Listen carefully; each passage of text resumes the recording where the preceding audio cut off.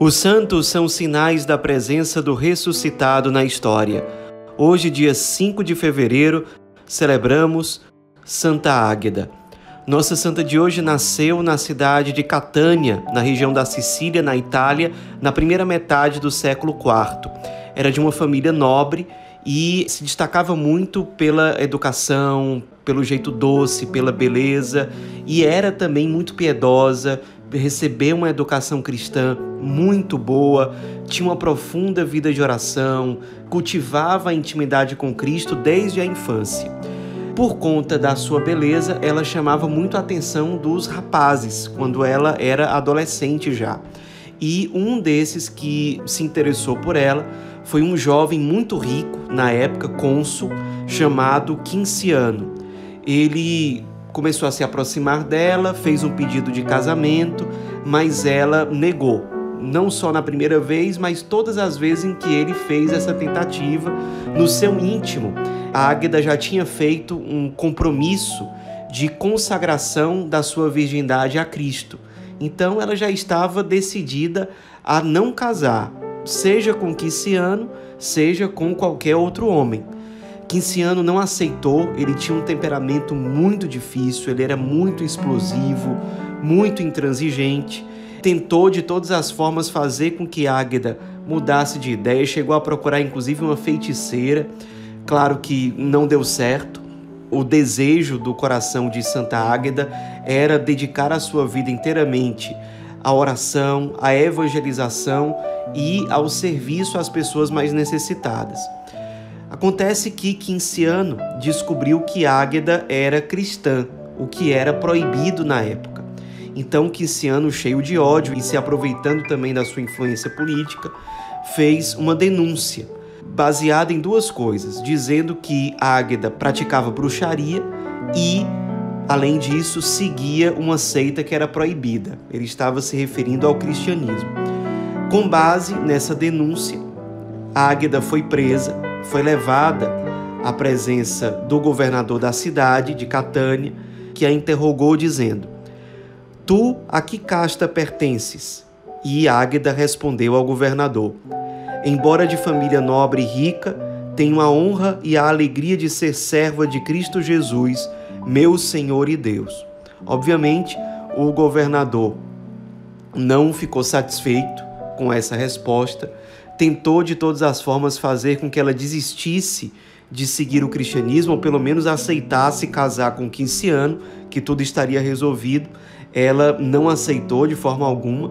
O governador chegou a levar a Águeda para a presença de uma mulher que era muito conhecida pela sua falta de virtude, pela sua vida imoral, pela sua vida corrompida, para fazer com que essa mulher acabasse corrompendo Águeda de alguma forma. Claro que essa mulher também não conseguiu, a Águeda foi muito firme, era muito convicta daquilo que ela acreditava. O governador depois submeteu a Águeda a uma série de torturas. Entre essas torturas, num determinado momento, ela foi despida, ou seja, os soldados tiraram toda a roupa dela, arrastaram a Águeda por cima de cacos de vasos, pedaços de vasos, cortavam a pele, também levaram o corpo dela sendo arrastado por cima de brasas. No fim das contas, no fim dessas torturas, arrancaram os seios de Águeda.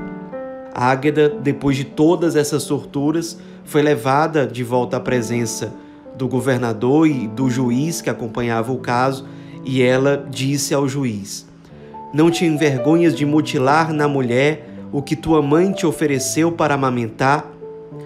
Isso não mexeu com a decisão das autoridades, que, ao ver que Santa Águeda não mudava de ideia, decidiram manter ela presa e provavelmente matá-la. Uma tradição diz que nessa mesma noite em que ela sofreu essas torturas, ela recebeu a visita de São Pedro, que lhe apareceu numa visão, e durante essa visão, São Pedro foi um instrumento de Deus para que ela fosse curada dessa mutilação das suas mamas, acontecendo na prática um milagre. Diz essa mesma tradição que o governador, ao saber da cura que Águeda havia recebido, ficou com mais ira ainda e decidiu torturar novamente Águeda e matá-la com um martírio muito lento e muito cruel. De fato, isso aconteceu no ano de 254. A história de Santa Águeda logo se espalhou entre os cristãos, que passaram a venerá-la como verdadeira santa e mártir e passaram a nutrir uma devoção muito forte em relação a ela. Mais ou menos um ano depois da morte de Santa Águeda, aconteceu algo muito trágico na cidade de Catânia. Houve a erupção de um vulcão chamado Etna e as pessoas estavam muito preocupadas porque havia o risco de toda a cidade ser destruída. Então, um grupo de cristãos, mais alguns pagãos que admiravam Santa Águeda, foram até o túmulo dela e tiraram um véu que cobria o túmulo de Santa Águeda, reconhecendo nesse véu uma verdadeira relíquia. E levaram esse véu até perto do vulcão, mais próximo possível, jogaram esse véu contra as larvas e pouco tempo depois a erupção parou, salvando a cidade de Catânia. Tudo isso aconteceu no dia 5 de fevereiro, por isso essa data foi escolhida para fixar a memória litúrgica de Santa Águeda, que por conta desses acontecimentos é considerada protetora contra os perigos relacionados a erupções e a terremotos. Hoje em dia, o que restou e foi encontrado desse véu está exposto na Catedral de Florença, na Itália. Depois do martírio de Santa Águeda, Quinciano ainda ficou marcado na história da Itália por ter traído e matado o então imperador Trajano, que inclusive tinha dado todo o respaldo a Quinciano para que as torturas de Santa Águeda acontecessem. Quinciano acabou matando Trajano, derrubando-o num rio onde o imperador morreu afogado. Nos inspiremos na vida dessa jovem santa mártir que foi muito firme na sua decisão de seguir a Cristo, que sofreu torturas pesadíssimas, muito cruéis, e mesmo assim se manteve fiel ao Cristo. Nos inspiremos para que nós também tenhamos a fidelidade necessária para nunca abandonarmos o Cristo e sempre o colocarmos em primeiro lugar. Santa Águeda, rogai por nós.